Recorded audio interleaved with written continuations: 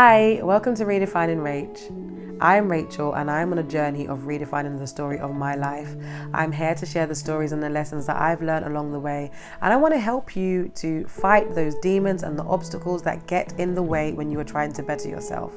I just want to share the story of how I started my redefining journey and why I started my redefining journey. In 2018, 4 days before my son's first birthday, it's actually 3 years ago now, my mum passed away. This was a very, very difficult thing for me because she was the person that raised me. It's always been me and her.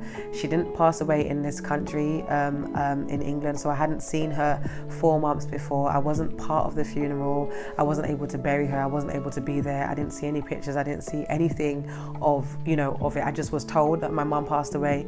We have to plan this funeral. We have to get this funeral done, and there was no sort of closure for me. So it was a really, really difficult place for me to be. I had never been in a position like this before, but I had to carry on as normal. I had a son that had just turned 1. I had a partner. I had life. I had friends. I had people to be there for. And I didn't know how to grieve. I didn't know what I was doing. I just had to continue. I just continued on as normal. I didn't really know how to cry, or I couldn't cry. I just continued on as normal until it just got to a point where I broke down, or I just couldn't take it anymore. I allowed myself to feel the real feeling.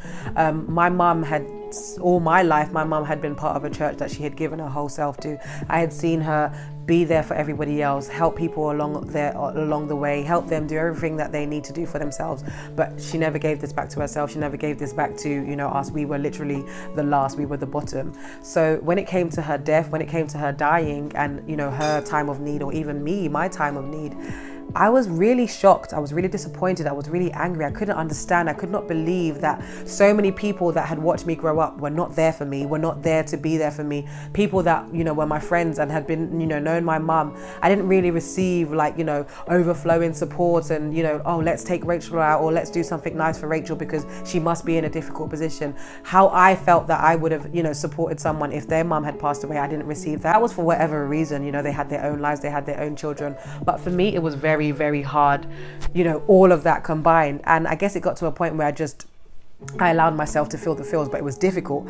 I was really angry. I was really confused. I was really upset. I was really hurt. I was in pain. I was disappointed. There was so much energy and so much strong feeling in that time.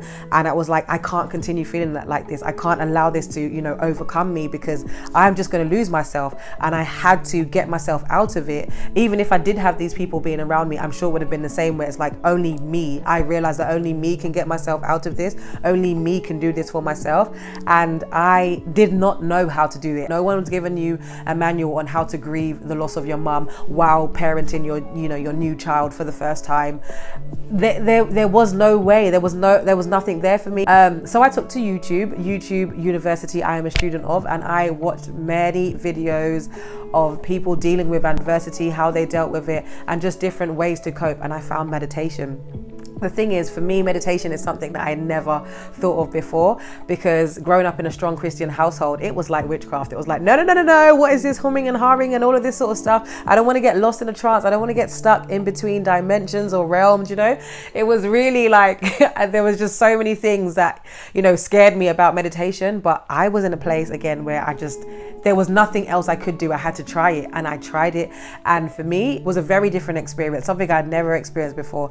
And it took me along a journey of self-discovery. Every time I would have a meditation session with myself, I would end up learning something about myself, or I'd have to revisit some scenario or something that's happened, something that, I had long forgotten, but something I found affected the way I am now and the way I was. And it just was ongoing. It was continuing to come. Different things would happen. I'm like, I thought I've dealt with that. I'm over that. I don't care about that. And it was like, nope, you're not over that. This is why you're like this now. And this was what I call the redefining journey, where I just had to go back, revisit all of these different things and correct them so that I could live a better life, a happier life. And it's just been the most amazing and beautiful journey. Very tough, very difficult.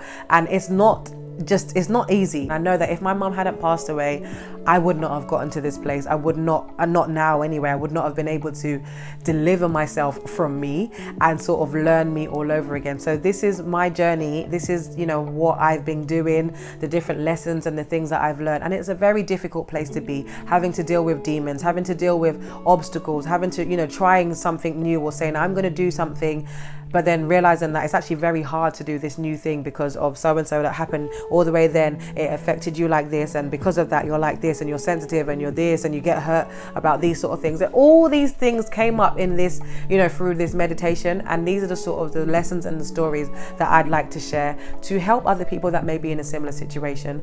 I have been able to turn my adversity into something very powerful for myself, a beautiful journey of love, a beautiful journey of bettering myself and discovering who I really am and what I want to do. So that is why I'm taking to this channel to just share the stories, and I hope you'll join me. I hope you'll enjoy, and I hope, you know, I'll be able to help you.